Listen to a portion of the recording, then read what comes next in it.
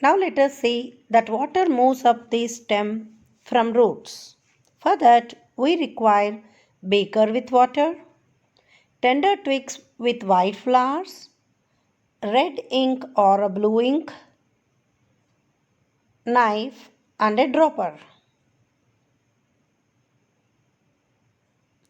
Take water in a beaker and add few drops of red ink in the beaker.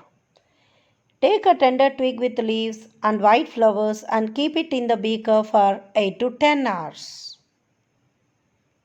After 8 to 10 hours, you can see red colored lines on the stem, leaves and on the flowers. But how does water reach the other parts of the plants? This is because of the special vascular tissue in the plants, that is xylem.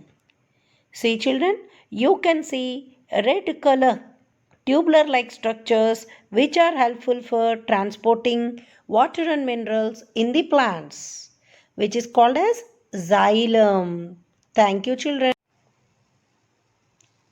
Now let us see transport of food and other substances in plants. When food gets manufactured in the cells of the leaves, it gets transported to each cell of the plant. The amino acids and the excess food are stored in the organs like roots, stem and fruits. This process is known as translocation. Translocation of food takes place through special vascular tissue called phloem. Phloem can move in any direction. Translocation requires energy. Energy is obtained in the form of ATP from the respiration of the cells. Now let us see how translocation of food takes place. Sugars are translocated from the source or leaf cells to the regions where there is less energy or less food material, that is called as sink. For example, root cells.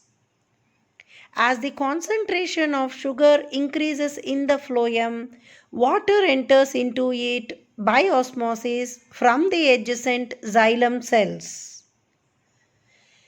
Water enters the phloem from surrounded tissue as water concentration is less in phloem than in xylem by the process of osmosis. And the pressure moves the food material to the adjacent cells with low pressure.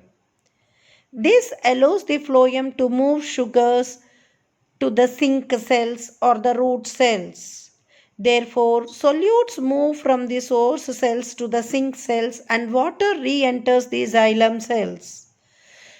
It is important to note that translocation can happen in both the direction.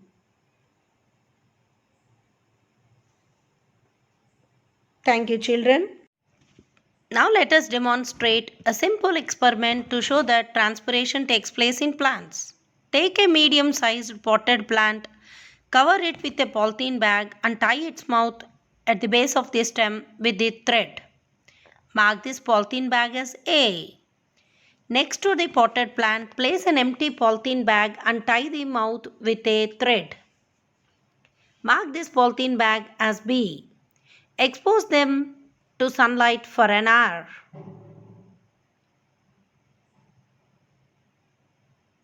After an hour, you will see tiny droplets inside the polythene bag A. Polythene bag does not show any water droplets in it. From this, we can conclude that leaves gives out water vapors. Due to condensation of water vapors, tiny droplets of water get collected inside the polythene bag. And this process is called as transpiration. This experiment shows that plants gives out water to the atmosphere through transpiration. Thank you.